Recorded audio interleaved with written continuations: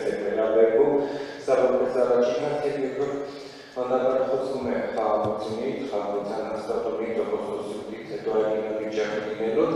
բայց Հայաստանի իշխանությունում մինչև հիմա Շամի կա, երբ ակնկալել, որ նրանք հեռանան Հայաստանի Հանրապետությունից շնորհակալություն։ Շնորհակալություն սկսեմ վերջից։ Ես սրան անդրադառնալու հնարավորություն ունեցել եմ բազմիցս։ Ես նշել եմ, որ այս հարցերը կարգավորելու են սահմանազատման եւ սահմանագծման հանձնաժողովի աշխատանքների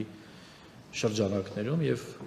այդ դիրքորոշումը փոփոխության չի ենթարկվել, սա կառավարության դիրքորոշումն է ըստ էության, որ ես ամբողջությամբ բնականաբար կիսում եմ եւ կարծում եմ սա այն լուծումն է, որը կապահովի երկարաժամկետ խաղաղություն մեր տարածաշրջանում։ Ինչ վերաբերում է մյուս հարցին, նախ բանակը ոչ մի կերպ չի կարող ներքաշվել քաղաքական process-ների մեջ։ Սա ես բացառում եմ ամբողջությամբ։ Այն ինչ արձանագրվել է մեր մի շարք գործընկերների կողմից, դա ըստ էության ոչ աշխատանքային օրը, ոչ քաղաքական միջոցառման մարդու ցանկության մասնակցությունն է։ Անկեղծ լինեմ, եթե ես սա խրախուսի, դուք պատկերացնում եք պաշտպանության նախարարը խրախուսի, որ զինված ուժերը ինչ-որ բանի մասնակցում են։ Այսինքն այդ ժամանակ դուք 1, 2, 3 հոգու կարձանագրեք, թե կարձանագրեք հազարավոր եւ տասնյակ հազարավոր մարդկանց։ Նկատի ունեմ մտնել մի շահարկման մեջ, որը իրականության հետ ոչ մի աղերս չունի, կարծում եմ ճիշտ չի։ Ես պաշտոնապես հերքում եմ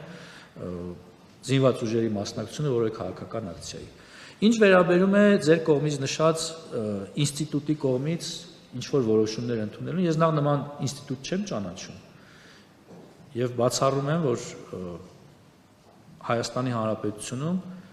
օրինական կառավարությունից զատ որևէ այլ մարմին կարող է լինել ու գործել։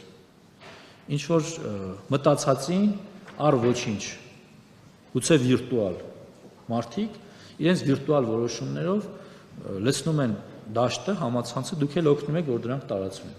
Նախ կարծում եմ, որ Կարեն Շաքարյանն այն մարդն է, ում հետ ծառայած տարբեր շրջանում զինծառայողներ վստահաբար կարող են ասել, որ Շաքարյանը մշտապես ծառայել է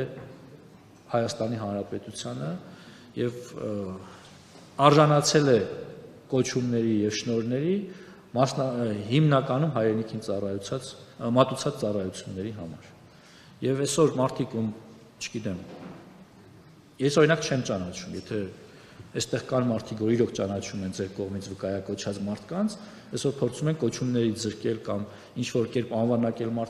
անվանարկել մարդկանց, ովքեր իրենց արյան գնով, իրենց գործունեության, տասնյակ տարիների ծառայության արդյունքում ստացել են շնորհներ, կարծում եմ սա մեղմ ասած աբսուրդ է եւ քննարկման ենթակա չէ, ու Կարեն Շաքարյանը կարող եմ ասել այսօր էլ հանդիսանում է զինված ուժերի պատվախնդիր սպա եւ ծառայում է Հայաստանի Հանրապետությանը, ինչի համար ես շնորհակալ եմ։